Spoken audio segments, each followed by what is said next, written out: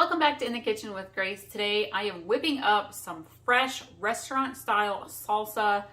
Have a ton of tomatoes to use up straight from the garden, and so I'm going to do a restaurant style today. We're going to fill up a couple of mason jars, store them, but it is fall, it's football season, and so this is going to get eaten up really quick.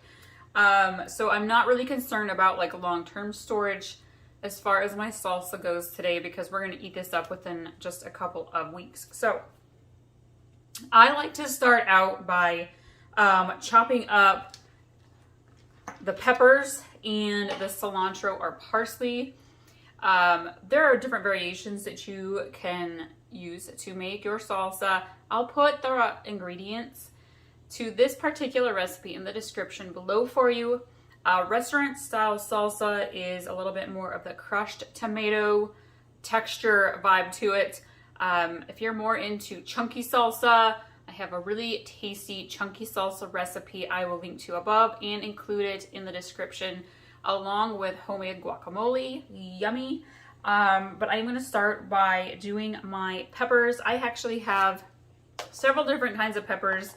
They grow in my garden. I have these long, they're called slim long red John peppers, I believe. I grow these every year. They are delicious. My husband's very much into about as spicy as you can handle. I am very mild.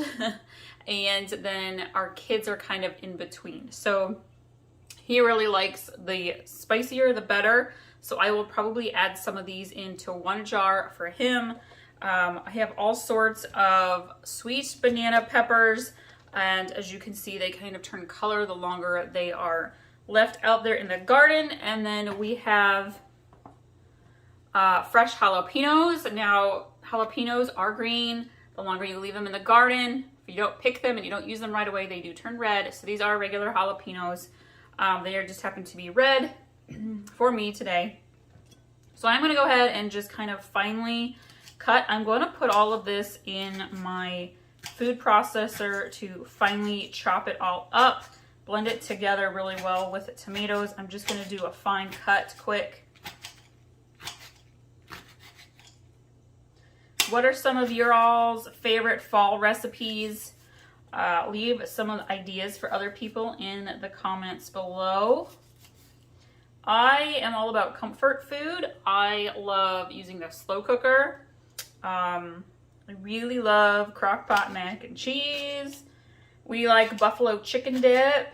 Speaking of like game day food, love to do charcuterie boards. Guys, if you're looking for some appetizers or game day style foods to share with guests, check out my appetizer playlist. But I have a great mezz platter charcuterie board filled with lots and lots of ideas. This one was not very seedy at all. I thought it was going to be like the other. And all sorts of dips and cheese balls and meatballs. Got a couple of meatball recipes for y'all, so you can check them out. Speaking of meatballs, that's also great comfort food. I am going into fall. Okay, that's probably good there. Let's do jalapenos. Just a reminder, if you're using peppers, make sure you wash your hands well immediately after cutting the peppers. Do not touch your eyes. My kids like to help in the kitchen, and so again, you have to throw out those reminders.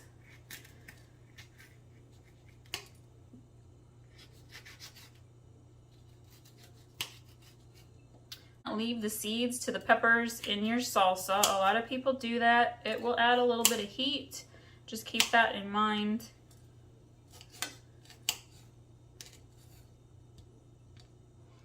So I am going to set my banana peppers that are a little sweeter in one little side dish, and I'm going to put my jalapeno in a separate one to add to the jar that is just for my husband or whoever friends that he has that comes over. The guys like it spicy.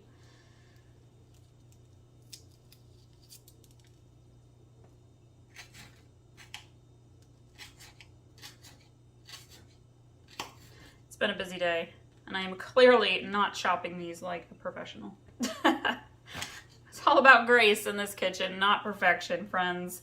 But I have been cooking and baking for over 20 years, along with the gardening, and I love it when you can incorporate fresh herbs and veggies, fruits, things that you grow right into your recipes and the foods you make.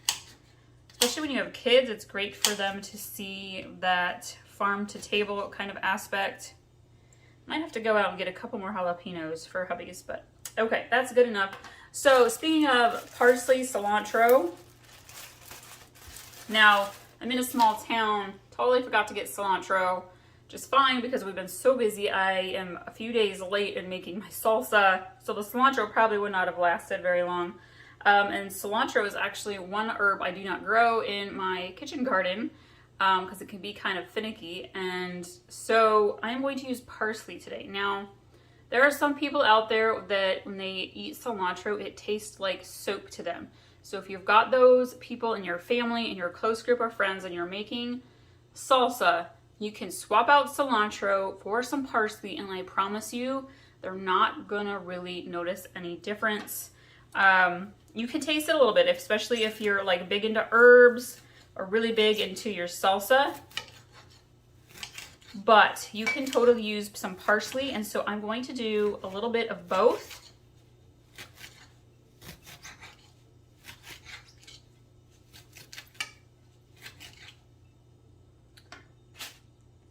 And again, I'm going to put this in my little food processor, so it's all right. And since I don't have fresh cilantro, I'm going to use a little bit of dried. It's okay. Use what you have on hand or what you can find in your store. Grab my food processor here. Make sure we are on. We are on. We were on. There we go. And I'm going to start with my tomatoes. And some of my tomatoes are starting to go just a little bit in spots. The really bad ones I am not using. I'm going to take them back out and throw them back out into the compost pile out there. And since this is going to go in the food processor, I'm just doing a quick, fine cut. I'm using a blend of Roma and some smaller beefsteak style tomatoes. Roma tends to do best as far as texture, juiciness in salsa, at least in my experience and preference. But if you've got gardening friends near you and you do not garden, I guarantee you they're handing you whatever tomatoes they can pawn off. So use what you got.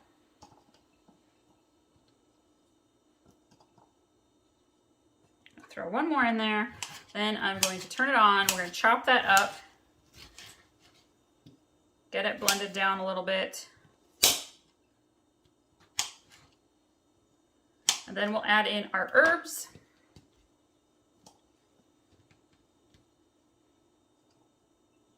Okay. It does not take much to get that restaurant style consistency that you want in there. And you can totally leave it as chunky chopped up tomatoes as you would like. I am going to go ahead and add in some of the parsley. About 1/4 cup or so. And then I need some minced garlic. I'm just using minced, whoops, making my life a little easier today.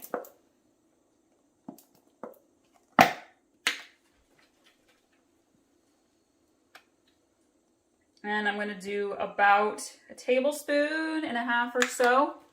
And this is a smaller batch, so you can totally, if you've got a bigger food processor, you can double this recipe. I am just doing what fits into mine, and I'll be making a few batches of it. I need a little pepper, a little salt. I'm going to grab some cumin, ground cumin here, and I'm going to do a pinch.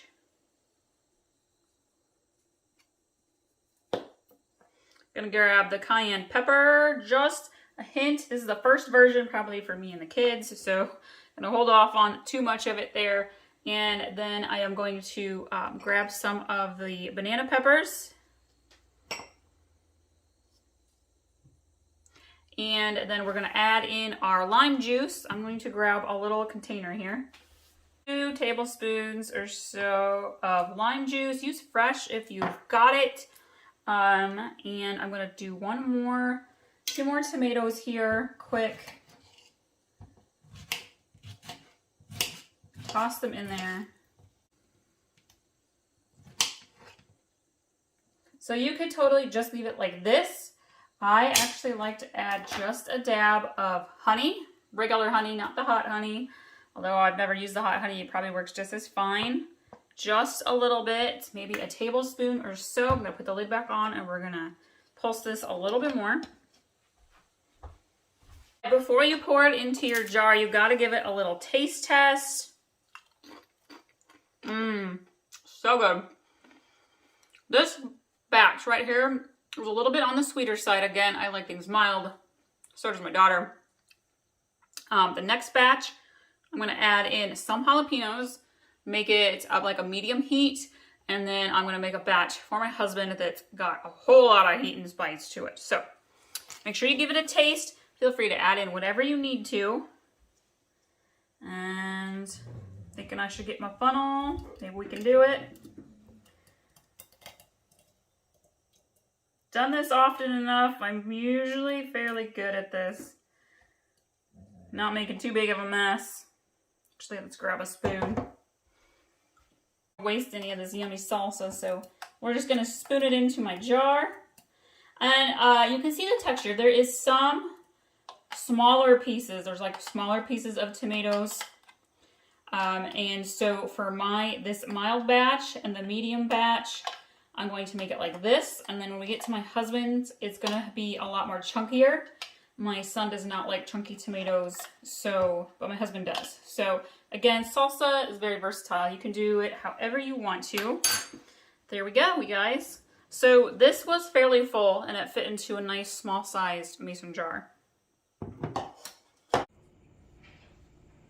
So here is my finished homemade restaurant style salsa. I've got 1 mild, 2 medium, and 1 hot and super spicy. Made, I don't know, about 4 jars. And I still have more tomatoes that I picked and more to go pick. So we'll see if I make some more.